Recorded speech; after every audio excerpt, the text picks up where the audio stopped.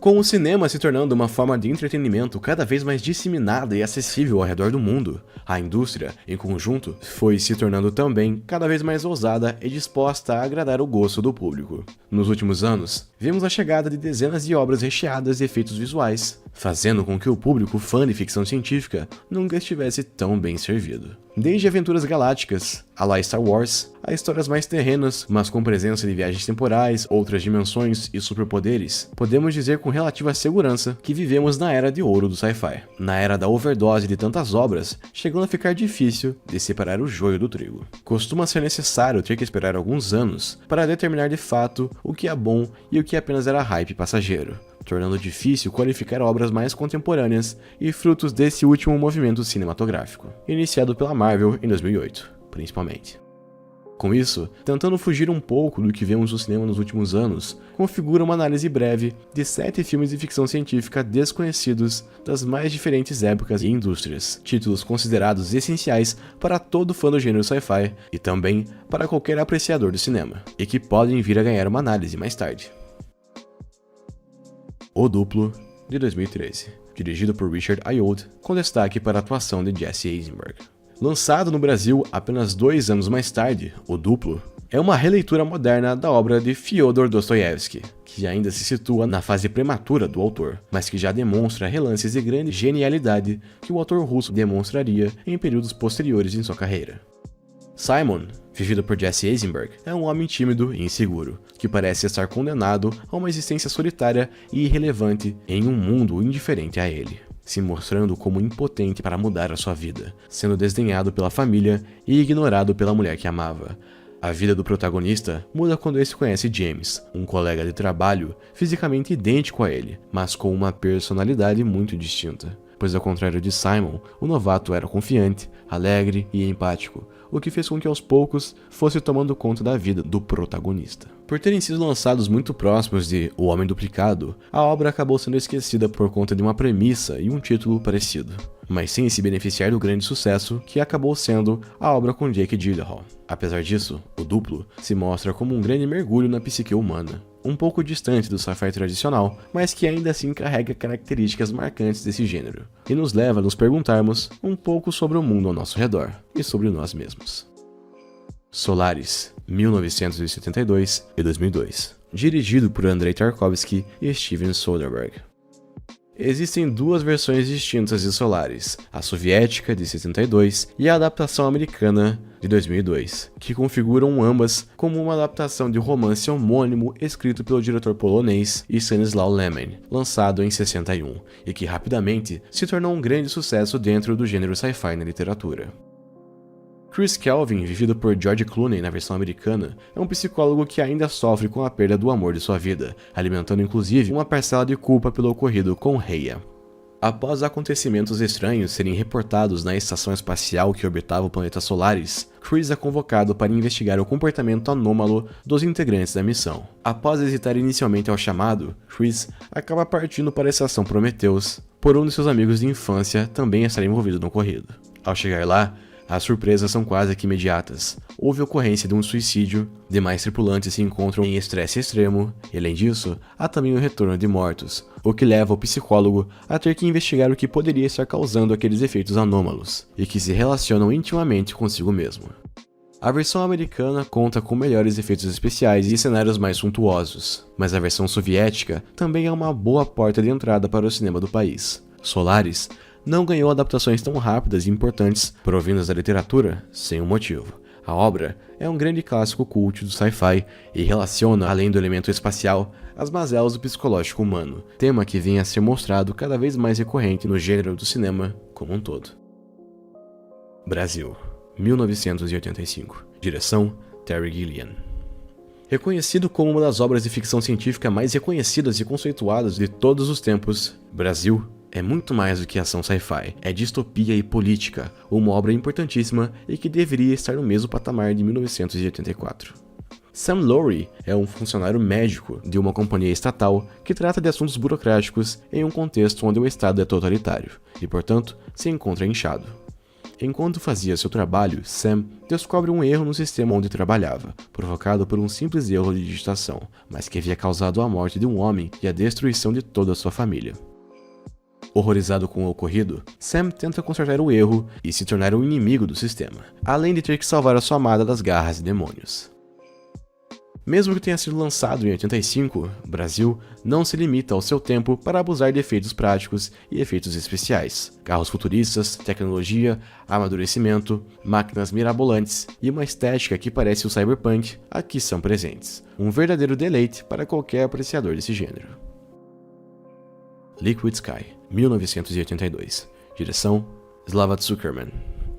Considerado como uma das forças formativas do cinema indie, Liquid Sky foi lançado em 82 no Festival de Cinema de Montreal e foi recebido com grande entusiasmo pela comunicação cinéfila, o que explica sua sobrevivência até mesmo ao tempo. De longe, o filme mais desconhecido e independente dessa lista.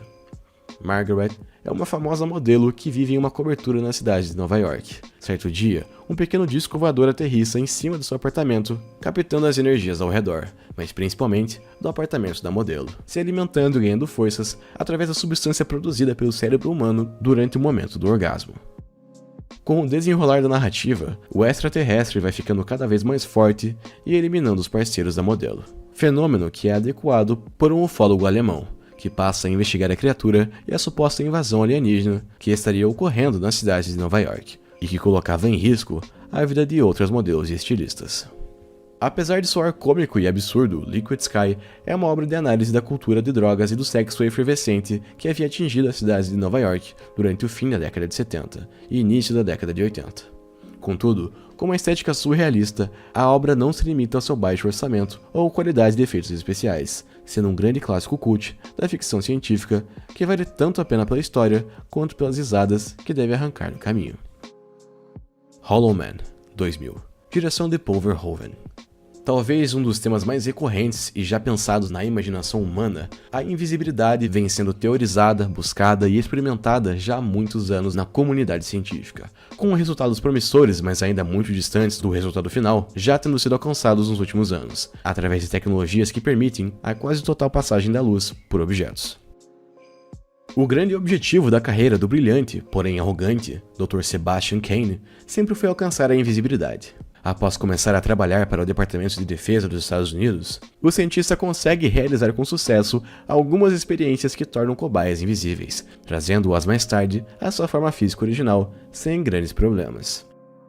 Disposto a romper a sua última barreira, Kane dá início à última fase de seu projeto, e experimentar o mesmo procedimento, também em humanos. O cientista se oferece como cobaia para ser o primeiro humano a passar pelo procedimento, e assim experienciar a invisibilidade. Apesar da experiência ser um sucesso, a situação logo muda quando a reversão não consegue ser realizada, e com o passar dos dias, a situação se torna cada vez mais caótica, pois além de continuar invisível, a personalidade do Dr. Kane se torna cada vez mais sombria, paranoica e psicótica. Mais uma obra que mistura o sci-fi com uma instância profunda do psicológico humano, a vida de Sebastian Kane é um caso de estudo interessantíssimo em ambos os casos. Vislumbrar-se com a possibilidade da invisibilidade é talvez um dos assuntos mais recorrentes para os criativos, tornando assim a obra obrigatória para os fãs de ficção científica. Stalker, 1979. Dirigido por Andrei Tarkovsky, mesmo diretor de Solaris. Não se deve subestimar o cinema soviético, pois apesar de ser menos conhecido por aqui, não deixa de apresentar uma qualidade equiparável ao americano. Nesse clássico, que pode inclusive ser encontrado no YouTube com alta resolução, temos a melhor obra de Tarkovsky, e talvez uma das melhores ficções científicas de todos os tempos. A obra aborda uma área mística conhecida apenas como a Zona, uma região onde as leis da física não se aplicam e acontecimentos sobrenaturais são tidos como comuns e plenos. Dentro da Zona, existe um local conhecido como Sala, que segundo as histórias, concede desejos para aqueles que pisam lá dentro. O Stalker é conhecido como um guia, que leva os viajantes até a Sala para que tenham seus desejos realizados. Em um bar, o protagonista conhece seus próximos clientes, conhecidos apenas como o escritor e o professor, e juntos, os três partem em direção à região, sem saber os perigos que os espreitavam. Recheado de suspense e horror, Stalker não deve ser subestimado por ter um enredo aparentemente simples, pois é um prato cheio para os fãs dos três gêneros. As barreiras culturais entre o Ocidente e o cinema soviético podem dificultar um pouco o assistir, mas vale a pena. Ainda mais para aqueles que assistiram à versão soviética de Solaris e gostaram do estilo do diretor. Metrópolis, 1927, dirigido por Fritz Lang. A obra definitiva de Fritz Lang, apesar de datar de quase um século atrás, ainda assim é um grande clássico do cinema e não poderia ser deixado de fora. Com uma importância equiparável à de 2001, Uma Odisseia no Espaço e Cidadão Kane, e talvez um dos precursores para o cinema sci-fi moderno.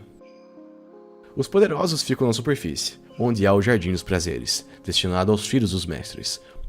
Os operários, em regime de escravidão, trabalham bem abaixo da superfície, na cidade dos trabalhadores. Essa poderosa cidade é governada por Geoff Fredricksen, um insensível capitalista cujo único filho, Fredder, leva uma vida idílica, desfrutando dos maravilhosos jardins. Entretanto, Fredder conhece Maria, a líder espiritual dos operários, que cuida dos filhos dos escravos. Ele conversa com seu pai sobre o contraste social existente, mas recebe como resposta que é assim que as coisas devem ser. Paralelamente, o grande inventor consegue dar vida a robôs idênticos a seres humanos, que podem vir a substituir esses nos trabalhos pesados.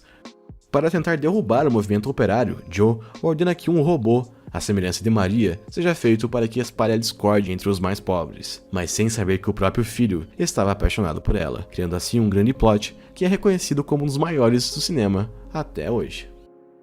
Trazendo máquinas numa cidade distópica e futurista, um estado avançado e decadente do capitalismo, Metrópolis não é considerado um clássico da ficção científica, mas do cinema como um todo. Sendo uma das melhores demonstrações do cinema alemão no período anterior à ascensão do Partido Nazista, a obra é cultuada e referenciada como uma das mais importantes do século XX, um deleite para qualquer cinéfilo e um marco na história do cinema sci-fi, que se iniciou com Georges Méliès e A Viagem à Lua, que se consolidou aqui quase 2 décadas depois, dando origem ao cinema tão amado e popular que conquistou os cinemas nos dias de hoje.